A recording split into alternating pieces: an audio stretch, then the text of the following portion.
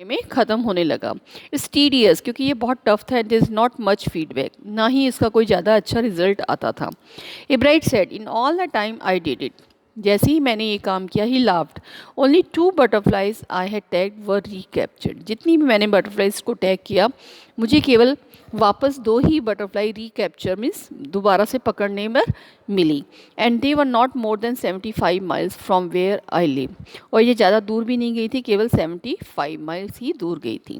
Now in the next part we have to read and find out what lesson does Ebright learn when he does not win anything at a science fair. What experiments and project does he then undertake? What are the qualities that go into making of a scientist?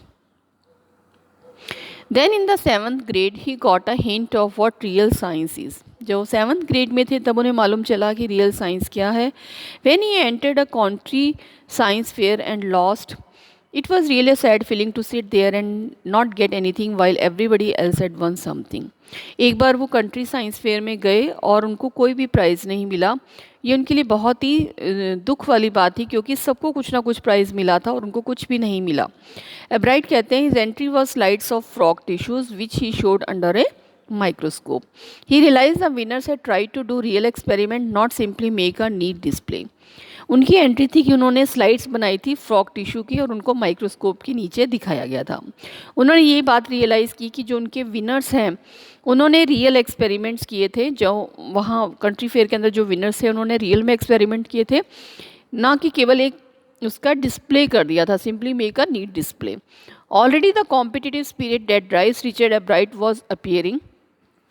Competition उनकी जो competitive spirit थी, मतलब दूसरों के साथ competition करने की जो भावना थी वो उनके अंदर अपीयर हो रही थी, वापस आ रही थी। I knew that for the next year fair I would have to do a real experiment. और उन्होंने कहा कि डेफिनेटली इस बार मुझे प्राइज़ नहीं मिला है, कोई बात नहीं, और उनके फ्रेंड्स को मिला है तो कोई बात नहीं, बट नेक्स्ट ईयर वो और कोशिश करेंगे और इस बार वो रियल एक्सपेरिमेंट करेंगे। क्योंकि उनको ये लगा था कि और जितने भी बच्चे हैं और जितने भी स्टूडेंट्स आए हैं उन्होंने सबने रियल में एक्सपेरिमेंट्स करके दिखाए हैं।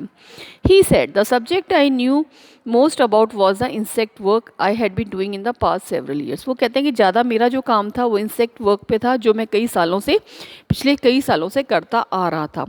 सो he wrote to doctor Urquhart for ideas. उन्होंने डॉक्टर उकाट को आइडियाज़ के लिए लिखा। And back came a stack of suggestions for experiments. और उनके पास कई तरह के सजेशंस, सलाह आई उनके एक्सपेरिमेंट्स करने के लिए। Those kept Ebright busy all through high school and led to prize projects in country and international science fair. इसके बाद एब्राइट बिजी हो गए अपने हाई स्कूल में, और उसके बाद तो उनको उनके प्रोजेक्ट्स पे उनको बहुत सारे कंट्री के अंदर भी प्राइजेस मिले और इंटरनेशनल साइंस फेयर में भी प्राइज़ मिले। For his 8th grade project Ebright try to find the cause of a viral disease. जब वो 8th क्लास में थे तो उन्होंने एक वायरल डिजीज़ का रीज़न ढूंढने की कोशिश की।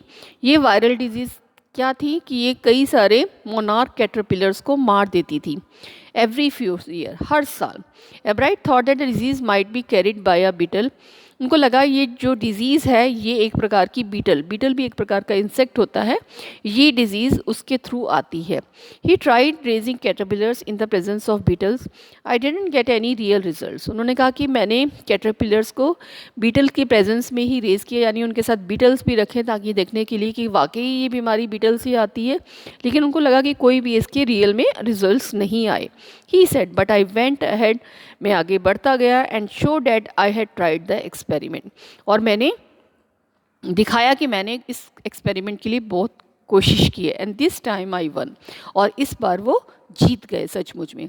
The next year his science fair project was testing the theory that viceroy butterfly copy monarch। और नेक्स्ट ईयर की जो उनकी थ्योरी थी वो ये थी कि जो वाइसराय बटरफ्लाइज होती हैं वो मोनार्क को कॉपी करती हैं। The theory was that viceroys look like monarch because monarch don't taste good to birds. जो वाइसराय बटरफ्लाई होती हैं वो अपने आप को मोनार्क की तरह दिखाने की कोशिश करती हैं, क्योंकि जो मोनार्क बटरफ्लाइज होती हैं उनको वो बर्ड्स को अच्छी नहीं लगती और बर्ड्स उनको नहीं खाते। तो इस तरह से जो मोनार्क बटरफ्लाइज होती हैं उनका बचाव हो जाता है। तो वाइसराय भी इसलिए मोनार्क बटरफ्लाइज की कॉपी करने की कोशिश करती हैं ताकि उनको भी बर्ड्स नहीं खा सकें। Viceroy on the other hand do taste good to birds, जबकि जो वाइसराय बटरफ्लाइज होती हैं वो बर्ड्स को बहुत अच्छी लगती हैं।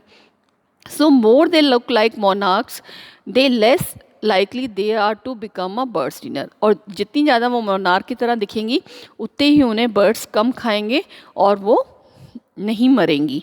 एब्राइट project was to see whether in fact birds would eat monarch, और एब्राइट का प्रोजेक्ट था कि सचमुच बर्ड्स क्या मोनार्क बटरफ्लाइज को खाते हैं। He found that a starling would eat ordinary bird food, एक जो स्टार्लिंग बर्ड होता है वो ऑर्डनरी बर्ड फूड खाता है। It would eat all the monarchs it could, ये जितनी भी मोनार्क्स मिलती हैं उन सबको खा जाता है। Right said later research by other people show that viceroy probably to copy the monarch,